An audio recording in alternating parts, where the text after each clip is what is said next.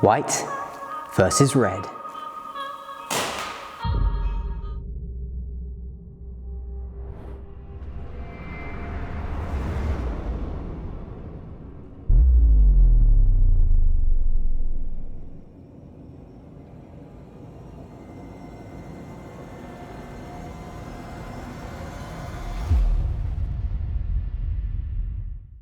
For the Abbey, the time of love and devotion is over. The time of war has just begun. The year is 1460, the early stages of the Wars of the Roses. Now for this particular story, we need to take in the grounds of the Abbey. The Wars of the Roses were a series of English civil wars that took place over the period of 1455 to 1487.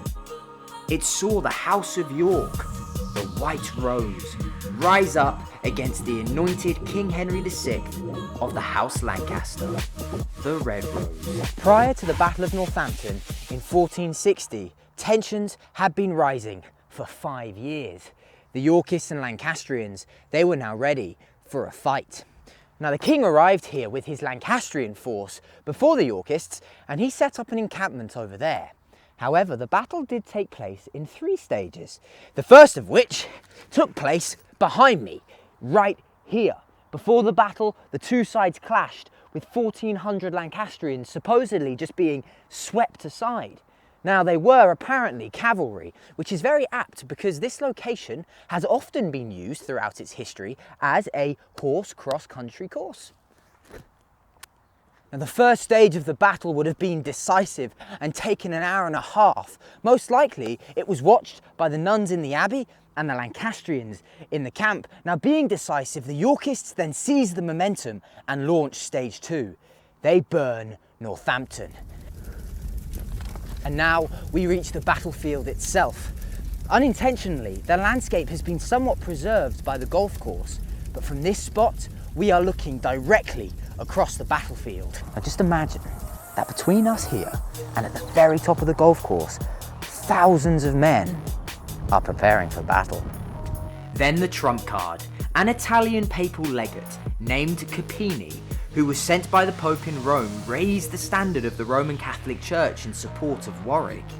He forgave the Yorkists their sins and dropped the equivalent of a medieval nuclear bomb onto the Lancastrian position. He pronounced an anathema, the most significant form of excommunication, cutting off the entire Lancastrian force from the church. Now if they were to die, he was preventing them a Christian burial. The Lancastrian morale was left in tatters. Facing death was hard enough, but facing death with the thought of spending eternity in hell would have been even harder. The nuns praying for them now meant absolutely nothing. We are now at the heart of the Lancastrian encampment, and as you can see with the natural defence of the stream, here is the perfect defensive position. And at the centre of the camp would have been King Henry himself. How does it feel to share the ground with a king of legend? Stage 3, the battle itself. Warwick forms his men up across from the encampment. He commands the centre. Cannons from both sides open fire. The Battle of Northampton saw the first use of massed cannons in England.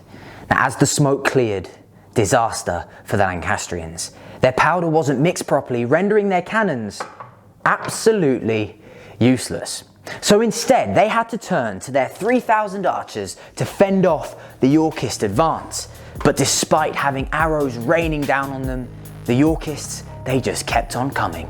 They reached this stream, the rain, from the night before, making it incredibly difficult to cross, especially in heavy armour. There is fierce hand-to-hand fighting as they try and clamber into the encampment. The Yorkists, well, they stall, they can't break through, but then all of a sudden there are cries of treachery across the battlefield as a Lord Grey of Ruffin, one Lancastrian noble, has switched sides. He is now pulling the Yorkists into the encampment. Now, with defeat imminent and hell waiting on the other side of death's door, the Lancastrian force flee. A rout ensues, out of the encampment and into the countryside beyond. Thousands are massacred. It is even said that many drowned in the River Nen as they tried to escape their fate. We have come to the London School of Diving to see for ourselves how difficult it would have been to swim in Armour. Now, throughout medieval history, there are accounts of knights drowning while fleeing the battlefield. Now, in 1460 at Northampton, it is a real indicator as to how dire their situation would have been. The knights, fearing the idea of spending eternity in hell, would rather risk an incredibly dangerous swim than face their pursuers head on. Here at LSD, it's called a diving trip.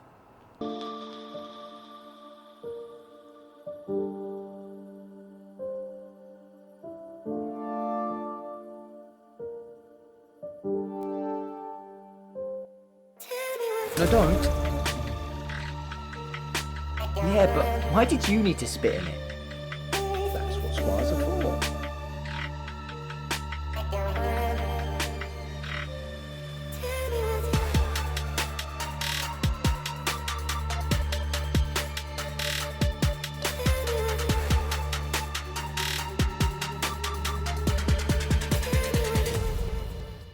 You guys ready? Alright, okay, if you just wait, I'm just going to give Bruce a call. Okay, give me a count of 5. Right, you just try swimming. Yeah. Take a breath, and I'll be right beside you.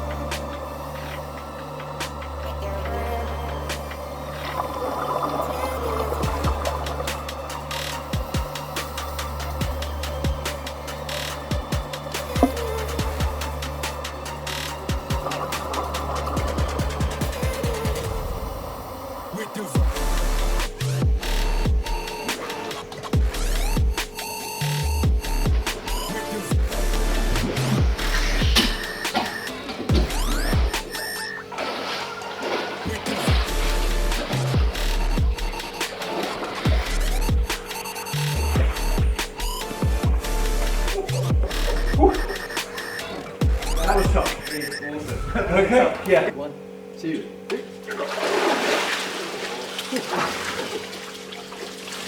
Ejected from the pool. Oh, propelled. Well, there we go, back from the dead. Wow, what an incredible experience. First of all, I just want to say a massive thank you to LSD. It's a diving trip. It was one hell of a trip, I'll tell you that. Just incredible to think that these guys back in 1460, they decided to try and swim across a river with a current, probably deeper than this, instead of facing the enemy. And yeah, there's only one way, and that's down, because I sunk like a stone and there was no coming up from that. Obviously it was incredible being here in a controlled, safe environment and having the chance to relive that experience, but without the panic. And then you put a human being in that place of panic and their life is on the line, and it's just unimaginable really. So very, very cool, very humbled and honoured to be here, and yeah, a big shout out and a big thank you to LSD.